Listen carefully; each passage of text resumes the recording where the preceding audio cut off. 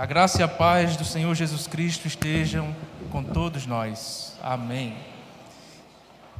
Irmãos, felicidade estar aqui mais uma vez para juntos ouvirmos o que o Senhor tem para nos falar nessa manhã. Convido os irmãos a abrirem a palavra do Senhor, suas Bíblias, no Evangelho segundo escreveu Marcos, onde estaremos refletindo nesta manhã no capítulo 1, dos versículos 1 ao versículo 8. Evangelho segundo escreveu Marcos, Evangelho do Senhor Jesus, segundo escreveu Marcos, onde estaremos meditando no capítulo 1, dos versículos 1 ao versículo 8. Que bênção, irmãos, que bênção. Que coisa boa estar aqui na casa do Senhor, para louvar o Senhor, adorá-lo e ouvir a sua voz. E louvado seja o Senhor. Diz assim, irmãos, a palavra do Senhor, em Marcos capítulo 1, dos versículos 1 ao 8. Princípio do Evangelho de Jesus Cristo, Filho de Deus. Conforme está escrito na profecia de Isaías: Eis aí envio diante da tua face o meu mensageiro, o qual preparará o teu caminho. Voz do que clama no deserto: preparai o caminho do Senhor, endireitai as suas veredas. Apareceu João Batista no deserto, pregando o batismo de arrependimento para a remissão de pecados. Saíam a ter com ele toda a província da Judeia e todos os habitantes de Jerusalém, e confessando os seus pecados, eram batizados por ele no Rio Jordão. As vestes de João eram feitas de pelos de camelo. Ele trazia um cinto de couro e se alimentava de gafanhotos e mel silvestre. E pregava dizendo: após mim vem aquele que é mais poderoso do que eu, do qual não sou digno de, curvando-me, desatar-lhe as correias das sandálias. Eu vos tenho batizado com água, ele, porém, vos batizará com o Espírito Santo. Amém. Vamos orar, irmãos. Senhor Deus, nós nos colocamos aqui, Senhor, unidos, um povo que foi remido pelo teu sangue, Pai. E que privilégio que nós temos estarmos aqui reunidos em comunhão, como o corpo do Senhor, para cultuar o Senhor. Senhor, nesse momento nós te pedimos que o Senhor me use como instrumento em tuas mãos. Que eu seja boca tua e que eu pregue com fidelidade a palavra que me foi confiada. Fala aos nossos corações, Senhor. É assim que nós te oramos no nome santo do Senhor Jesus. Amém. Amém. Queridos irmãos, qual seria, meu irmão, e isso você não precisa responder em alta voz, mas qual seria a melhor notícia que você poderia receber nesta manhã? Para você, talvez seria uma promoção de um trabalho. Talvez, para outra pessoa, seria uma cura de uma doença que enfrenta há tanto tempo. Talvez para você seria uma aprovação na faculdade dos seus sonhos. Uma transferência de colégio, uma namorada, uma esposa, um marido. E para pessoas diferentes, em momentos diferentes, uma notícia, a melhor notícia que você poderia receber, só você quem sabe. Pelo menos é o que imaginamos. Então, qual seria a melhor notícia que você poderia receber nesta manhã? Irmãos, diante desse texto, nós estamos diante do texto que apresenta a melhor notícia que o homem poderia receber. Não que receber, mas que recebeu. Estamos diante, irmãos, do Evangelho que trata Cristo Jesus como a boa nova. Que nos mostra que mesmo com as circunstâncias difíceis da nossa vida, mesmo com perseguição, mesmo com morte que havia nesse contexto, a melhor notícia que a igreja de Deus poderia receber era que Cristo se encarnou e chegou diante deles.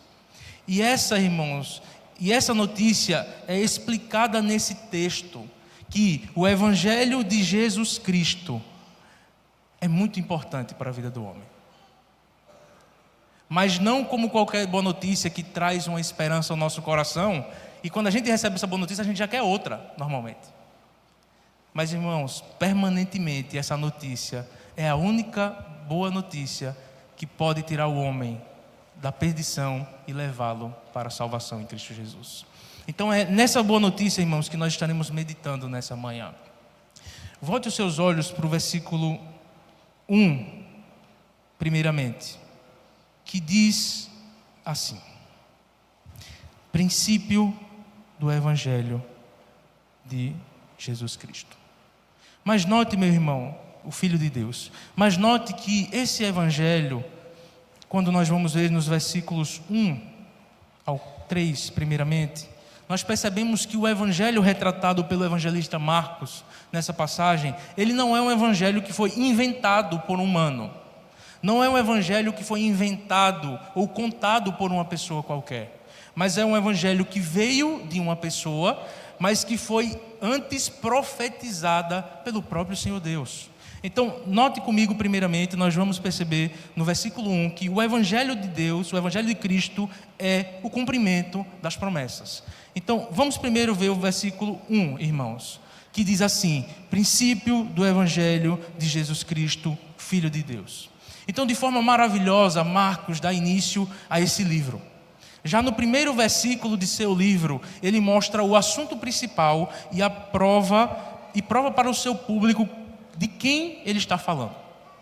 Marcos, irmãos, leva seu público a entender que a maior notícia que o mundo poderia receber chegou e não foi inventada.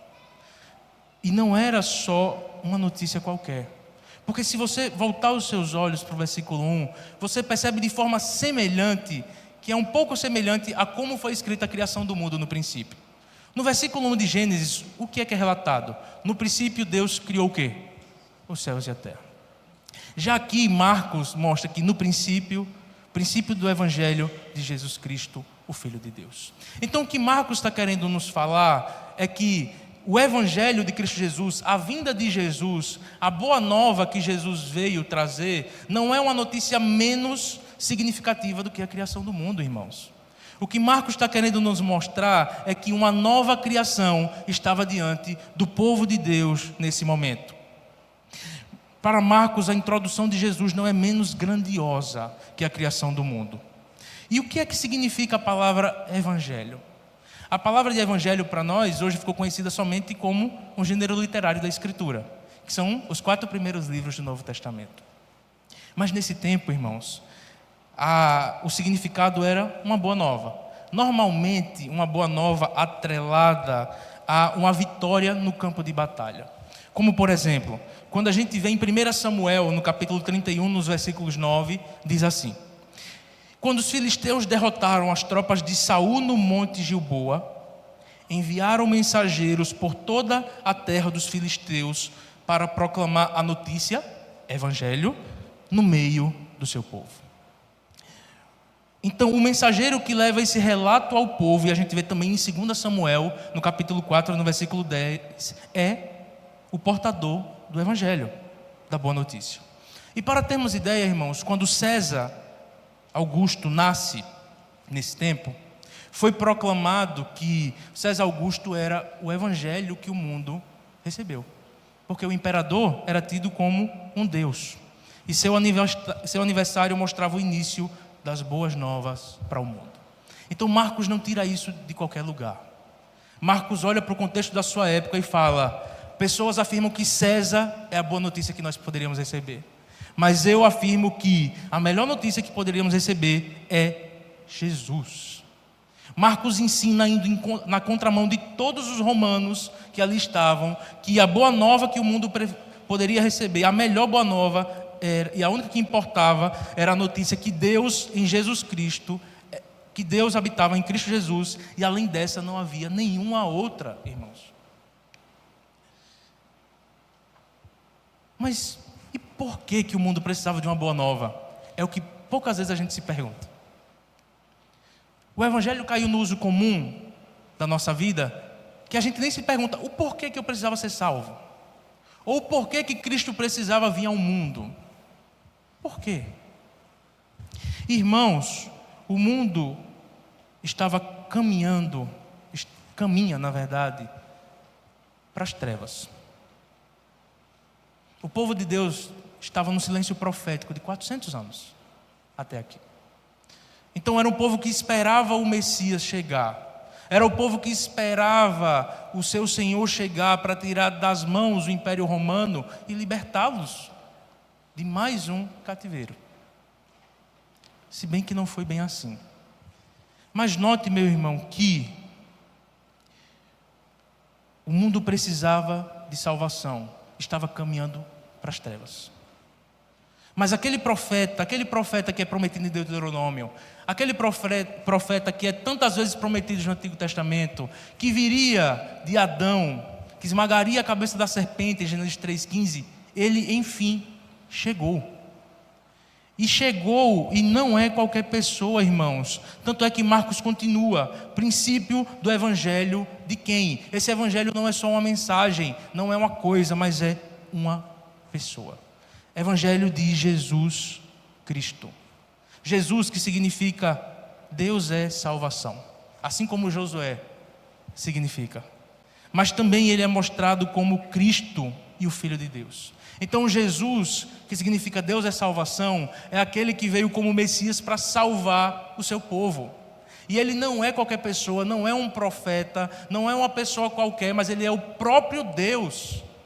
Então o próprio Deus havia chegado diante deles e estava caminhando no meio deles, assim como o evangelista João afirma que ele tabernaculou no meio deles. Então percebam, um povo que esperava durante tanto tempo, irmãos, um povo que esperava durante tanto tempo, e enfim chegou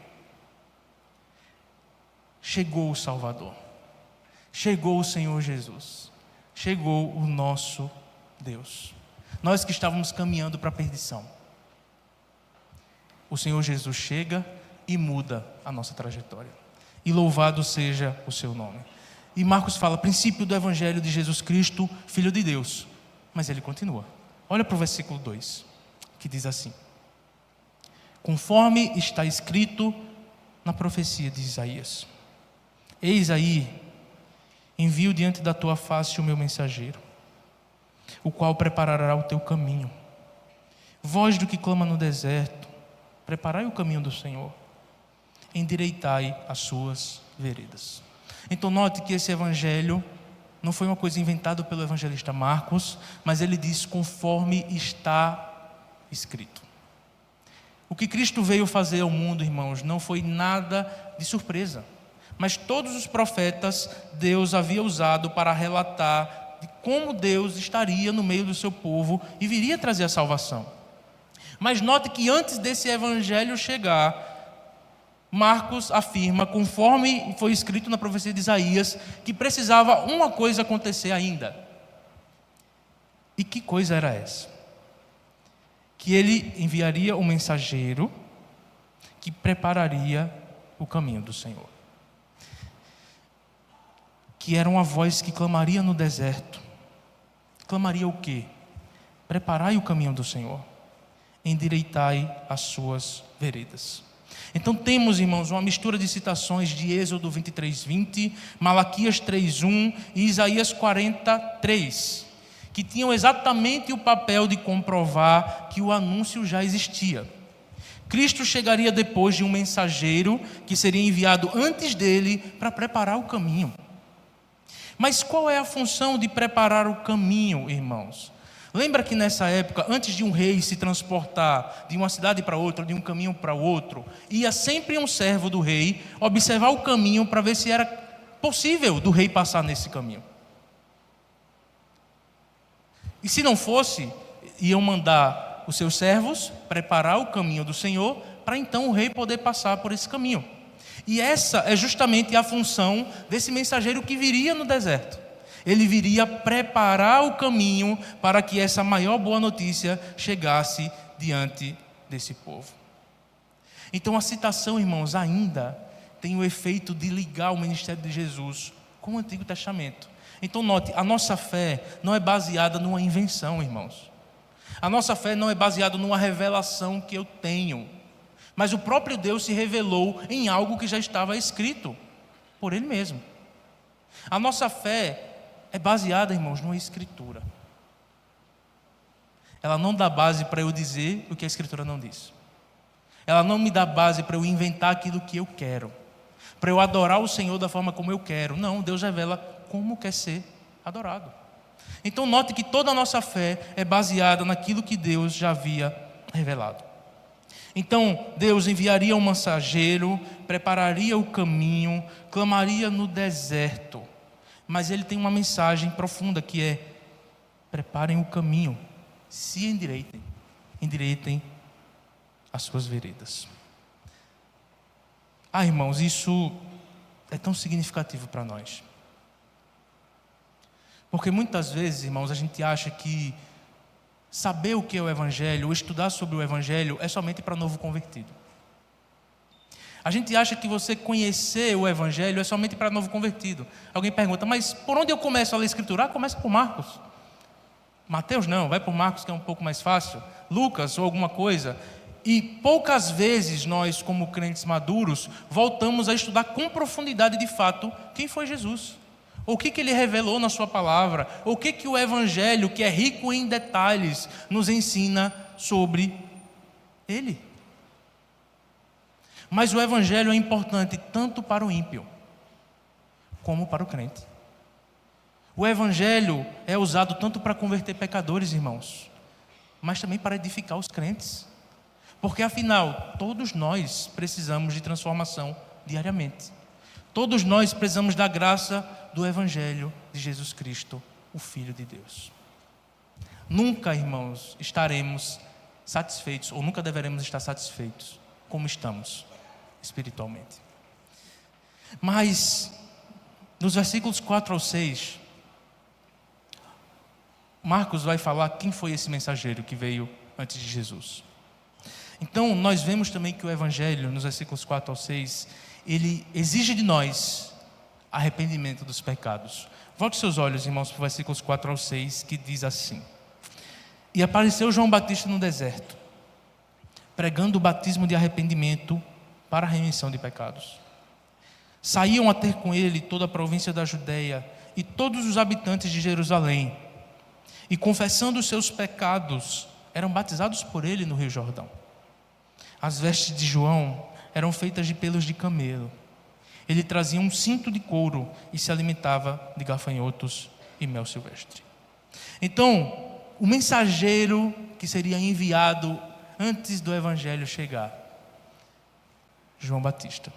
Note que ele fala da mensagem, da citação, e logo depois fala: e apareceu João Batista no deserto. E essa é uma característica, irmãos, do Evangelho de Marcos.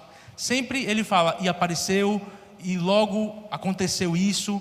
Marcos é focado nas ações de Jesus.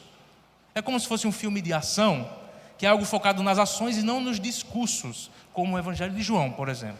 Certo? Então, aquele mensageiro que viria antes de Jesus seria João Batista. E essa voz que clamava no deserto falava para eles prepararem as suas vidas para receber a Cristo, exigindo arrependimento e orientando o povo a consertar os seus caminhos, como diz o versículo 3. Mas note, meu irmão, que aparece João Batista no deserto, e o deserto normalmente no Novo Testamento é usado como uma terra que não tinha habitantes, que ninguém morava lá. Então João Batista aparece no deserto pregando batismo de arrependimento para a remissão de pecados. E aqui eu lhes pergunto, irmãos, era comum nessa época o batismo? Repito, para o povo de Israel. Porque o que era comum nessa época, os judeus eram circuncidados, certo? Batismos eram para os prosélitos também. Mas batizar israelita não era algo comum aqui. Mas e por que João Batista aparece? Marcos relata que João Batista aparece falando que ele estava batizando, exigindo o arrependimento de israelita que já era circuncidado. Por que João Batista aparece nesse momento aqui? Note que é algo diferente, irmãos, dos rituais de purificação. Por quê? Porque eles eram repetidos sempre. O que parece aqui é que João Batista batizou uma vez somente. Então parece que João Batista estava inaugurando algo novo. Mas e por que isso acontece? João Batista aparece no deserto, pregando o batismo de arrependimento, que o povo se arrependesse. E aí eles iam ter os seus pecados remidos. Mas note, não foi só uma pessoa que veio. Não foram só 2 pessoas, 5, 10. Mas saíam a ter com ele toda a província da Judéia e note, todos os habitantes de Jerusalém. Então João Batista aparece pregando arrependimento para que o povo tivesse os pecados remidos. Mas não note que não foi uma loucura de João Batista. Porque todos os habitantes da Judéia e Jerusalém vinham a ter com ele. E note, todos confessando os seus pecados eram o quê? Batizados por ele no Rio Jordão. Mas afinal, o que é que João Batista estava fazendo aqui? Irmãos, usando o livro de Isaías e como Marcos constrói o seu evangelho, é muito falado que o evangelho de Marcos retrata Cristo vindo como o segundo êxodo. E agora a gente lembra que antes de Deus dar as tábuas dos mandamentos, o que é que Deus pede no capítulo 19 para o povo fazer? Se lavar e se purificar. Mas por que ele pede para o povo se lavar e se purificar? Porque eles iam estar diante de Deus no capítulo posterior. E o que João Batista está fazendo aqui é, olhe, confessem os seus pecados, se arrependam, sejam batizados, sejam lavados, porque vocês vão estar diante do Senhor Deus. Em semelhança àquilo que acontece no Êxodo, irmão, no capítulo 19. João Batista inaugura algo totalmente novo aqui. Ele fala, se lavem, se purifiquem, confessem os seus pecados. Note que o batismo é precedido pela confissão de pecados e pelo arrependimento. Então somente aqueles que confessavam seus pecados eram batizados por João Batista, porque ele veio o quê? Preparar o caminho. Note que João Batista, o anúncio dele para ser batizado, confessar os seus pecados, era porque Jesus estava vindo, irmãos. Se preparem, porque o Senhor está chegando.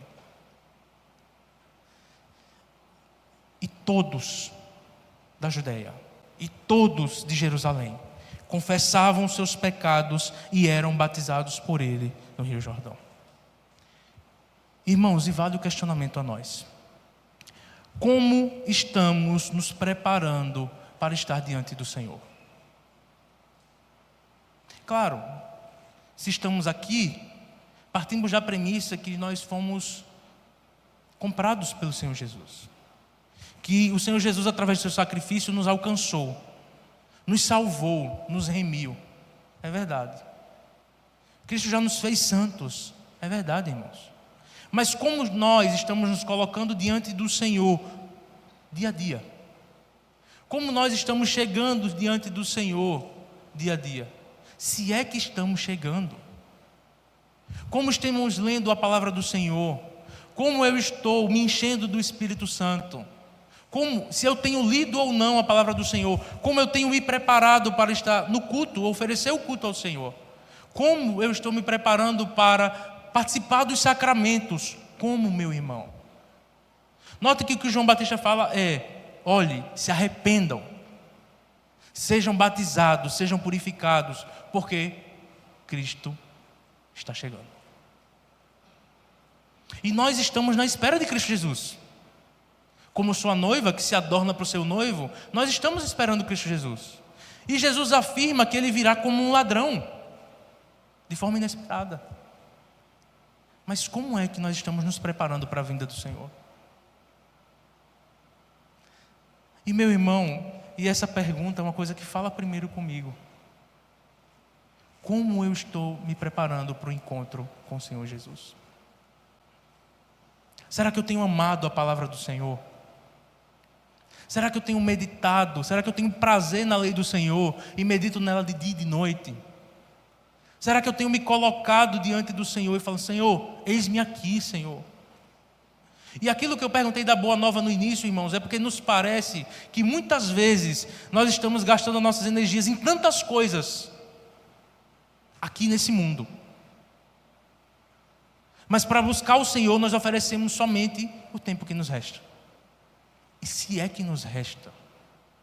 Nós só parece que a gente só busca o Senhor se a gente não tem nada de melhor para fazer. Mas, meu irmão, se a gente diz que o Evangelho é o que mais glorioso nós temos, o que de mais importância nós temos, por que nós não buscamos o Senhor com toda a nossa força, com todo o nosso entendimento, com toda a nossa vida? Irmãos, nós precisamos nos arrepender dia a dia. Nós precisamos carregar a nossa cruz dia a dia. Nós precisamos nos preparar, porque o Senhor Jesus está vindo, irmãos. Mas não nos preparar com medo da condenação, porque se formos salvos, nós devemos nos preparar com alegria e falar: Maranata, ora vem, Senhor Jesus. Vem, Senhor, porque o que mais importa para mim é o Senhor vir. E eu me encontrar com o Senhor, e eu ouvir do Senhor: vinde benditos de meu Pai.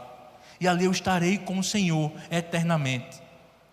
Irmãos, aquilo que nós buscamos, normalmente é aquilo que mais nos importa.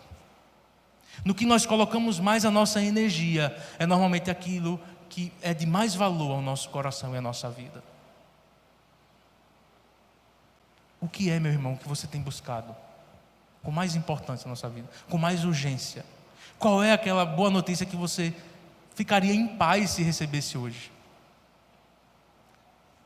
E o que João Batista faz é: se preparem, porque o Senhor chegou. Se preparem, se purifiquem hoje, se arrependam dos seus pecados, porque o Senhor chegou. Irmãos, o Evangelho requer de nós o arrependimento dos nossos pecados. Não existe crente que não se arrepende dos seus pecados, que não confessa os seus pecados a Deus, que não se coloca aos pés de Jesus, clamando misericórdia, porque sabe que é pecador, irmãos. Mas é verdade, irmãos, que nós pecamos muitas vezes. É verdade que nos colocamos diante do Senhor muitas vezes com peso no coração porque pecamos. E nós precisamos disso, irmãos, dia a dia. É por isso que é tão importante a oração de confissão. Não somente no culto, diariamente em casa. Meu irmão, você vai se surpreender se você for anotando pecado por pecado e você for pedir perdão, porque a gente acha que tem uns 3. Aí você vai anotando, aí chega nos 5, aí você: não, eu acho que vai acabar já já. Do nada tem 20, aí você vai anotando e vai tendo muito mais. E aí você chega e fala: Senhor, eu sou muito mais pecador do que eu achava. E é para isso que serve a oração de confissão, irmãos.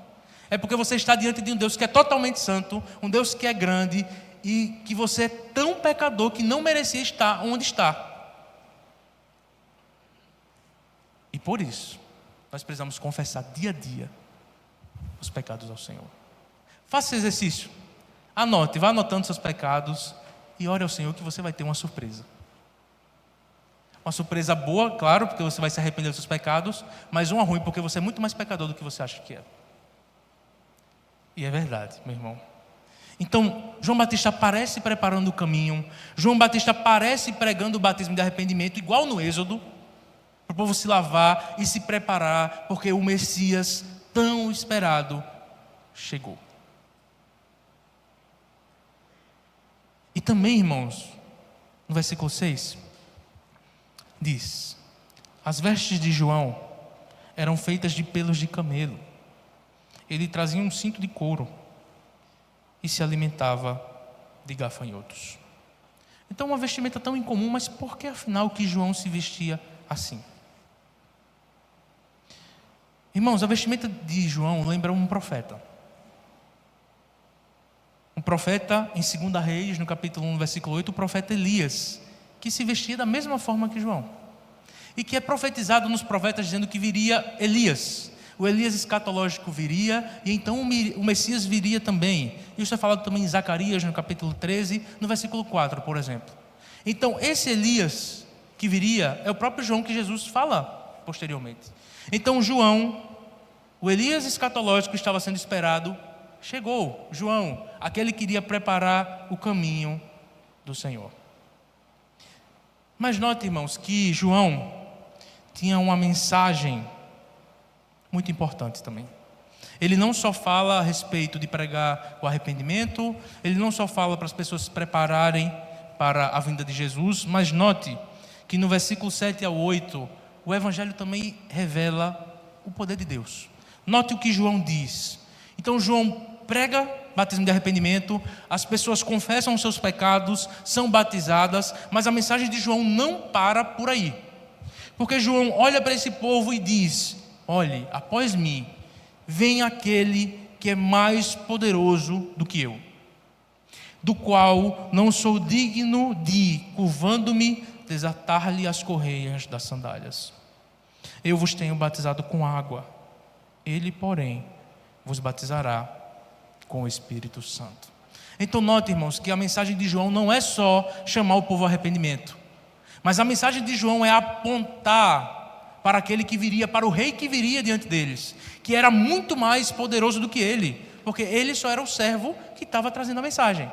Então, a vida de João também, irmãos, é tão importante, porque João é a primeira pessoa em vida, aí está ali o primeiro profeta que vai falar de Jesus diretamente, e Jesus vai vir logo após, no Novo Testamento. Mas note que João poderia tomar glória para si, e isso quem falou um pouco foi o pastor Robson, na semana passada. Mas a mensagem de João é: olhe, quem está vindo é alguém que é muito mais poderoso do que eu, do qual eu não sou digno nem de fazer os papéis dos servos. Irmãos, o que nos chama a atenção é que João sabia que ele não era nada. É que João era humilde e sabia que a sua mensagem era mais poderosa do que ele.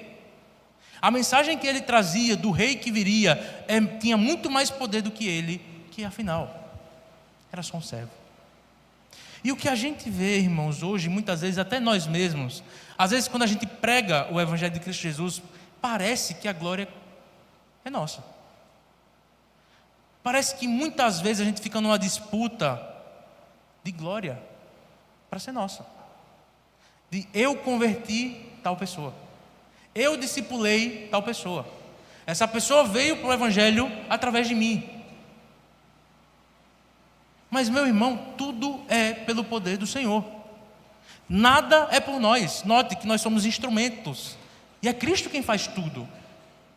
E o que João fala é: aquele que me deu a mensagem, aquele que me separou para fazer esse meu papel,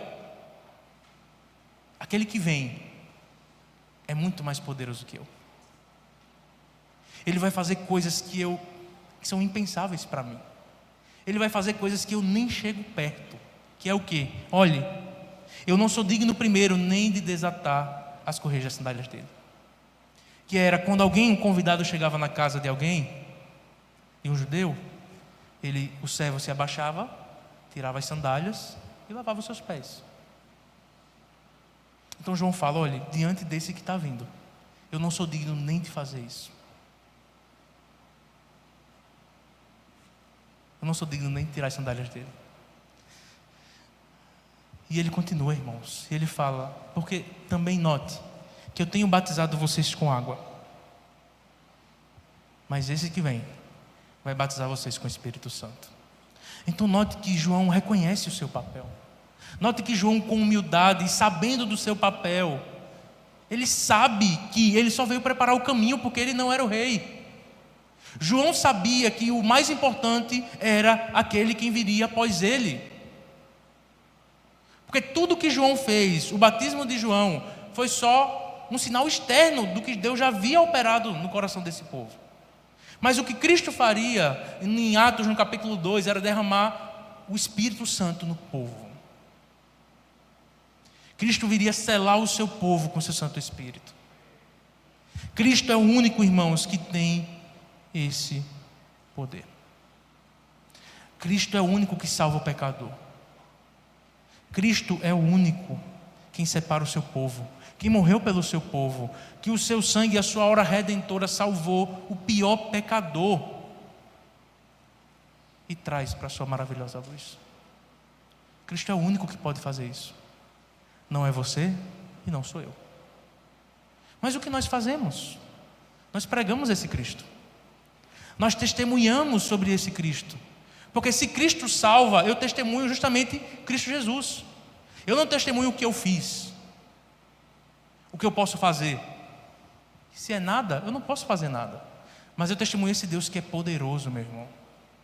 Eu testemunho esse Deus que salva o perdido, que salva o pecador, que me transformou, logo eu que estava perdido, que estava caminhando para as trevas, para o inferno, e o Senhor me trouxe para a sua maravilhosa luz.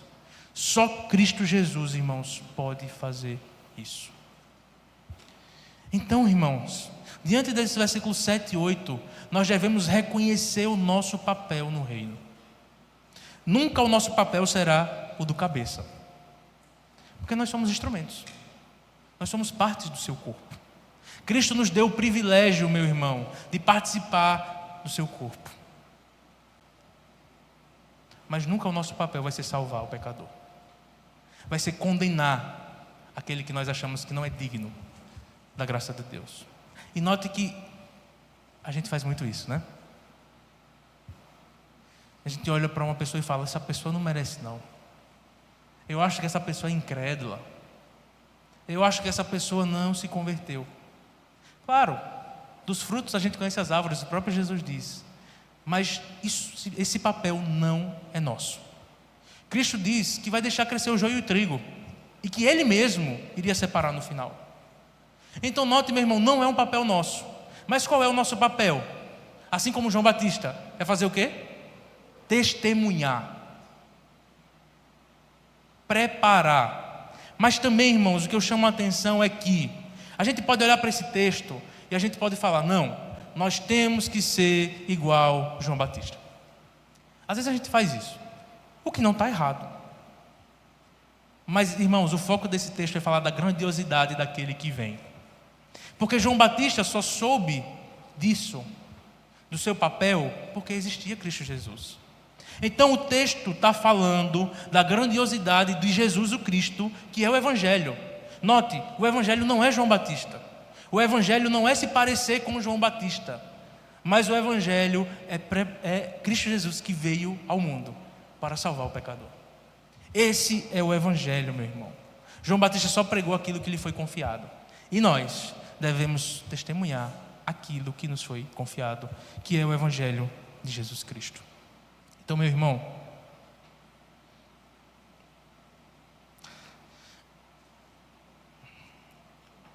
tem uma passagem do Antigo Testamento também que é retratada aqui nesse texto,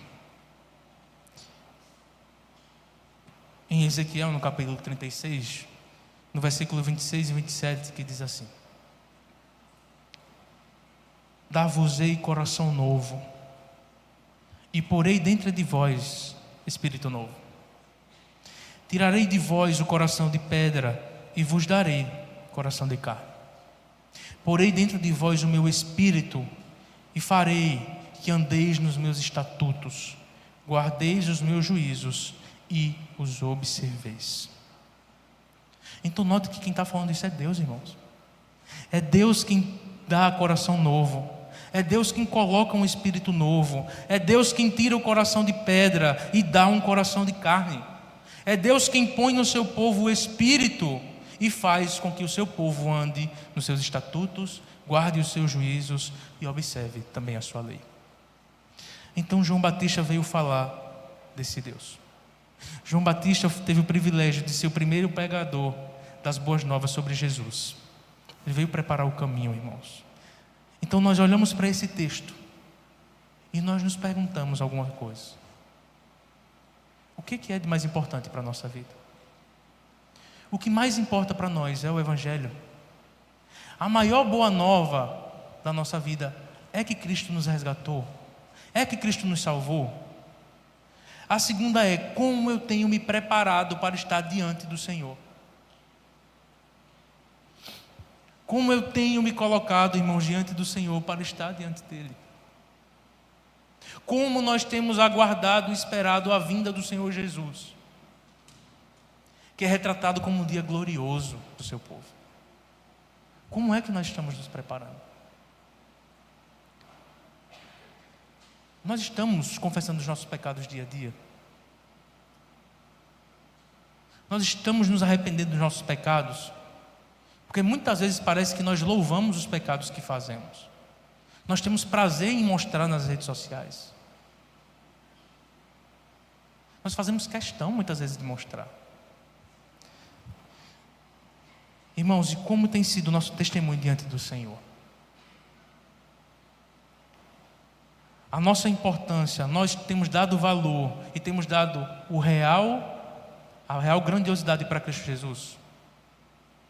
A obra que Ele fez em nós temos dado o mérito a Cristo Jesus e não a nós? Porque o nosso testemunho às vezes é: não, Senhor, eu era perdido, mas aí eu encontrei a Cristo. Eu vim à igreja e agora eu sou bom demais, então eu coloco sobre o outro também um fardo muito maior, porque eu acho no fim que foi eu que fiz tudo isso. Não, o Senhor só me ajudou, mas eu agora sou eu que estou fazendo tudo. Como tem sido o nosso testemunho, irmãos?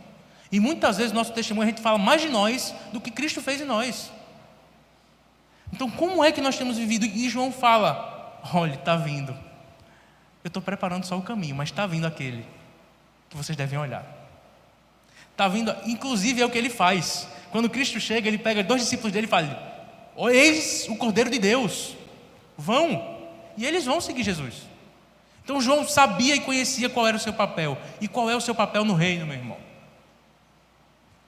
Qual é o seu papel no reino? Testemunha esse Jesus. Ame esse Cristo, porque a obra toda é dele. Se nós estamos aqui, irmãos, tantos pecadores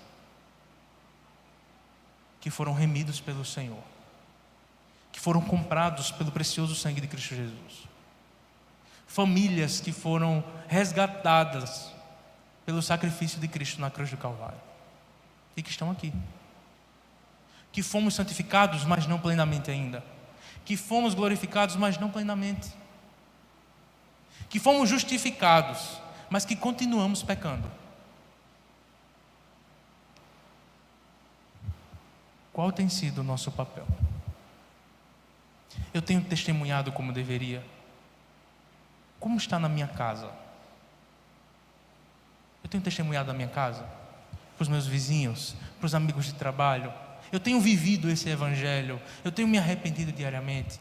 E meu irmão, nós pecamos muitas vezes. Nós desobedecemos tudo aquilo que foi dito nesse texto, muitas vezes. Mas lembre, não foi você. Porque você pode cair, meu irmão. Você pode pecar. Você pode desobedecer a Deus e estar com o coração pesado e falar: Senhor, eu nem tenho força mais para pedir perdão ao Senhor. Senhor, eu estou com vergonha de me achegar ao Senhor, porque eu tenho caído tantas vezes no mesmo pecado, Senhor. Eu sou tão inconstante. Mas, meu irmão, nada pode separar você do amor de Cristo. Nada. A obra de Cristo foi definitiva. Cristo mesmo fala que aquele que o Pai deu, ninguém os arrebatará da mão dele. Meu irmão, o pecado traz vergonha mesmo. O pecado muitas vezes rouba as nossas forças. Mas se arrependa, meu irmão. Levante a sua cabeça e peça perdão. E peça socorro ao Senhor, que Ele lhe ajudará. E eu convido você a olhar para a sua vida atrás, diante de tantos pecados que você cometeu e que você pediu perdão a Deus, e que você pediu ajuda, e tantos pecados que você se colocava diante de Deus dia a dia, e que você não comete mais. Claro, muitos outros surgem depois. Mas note que diante de Deus, que você colocou tantas orações e falou: Senhor, me ajuda, eu não sei como eu vou vencer esse pecado. Tantos pecados que você não comete mais. Então, meu irmão, Deus está agindo. Não perca a sua esperança, confie no Senhor. Confie no Senhor. Porque note que a mensagem do Evangelho é definitiva. Se Ele veio para salvar, se Ele batizou o seu povo com o Espírito Santo, meu irmão, nós somos dele e pronto.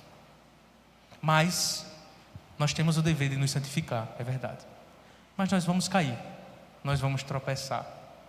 Mas, meu irmão, levanta, bate a poeira do pé e fala: Senhor, estou aqui de novo, me ajuda de novo, Senhor, e me ajuda, tá bom? E que Deus nos abençoe, que a sua graça inunde todo o nosso ser, irmãos. mas que muitas vezes, para vencer o nosso pecado, nós devemos nos colocar com humildade e falar: Senhor, porque às vezes, irmãos, até o nosso pecado a gente quer vencer com a nossa própria força. Se coloca de joelhos e fala: Senhor, me ajuda.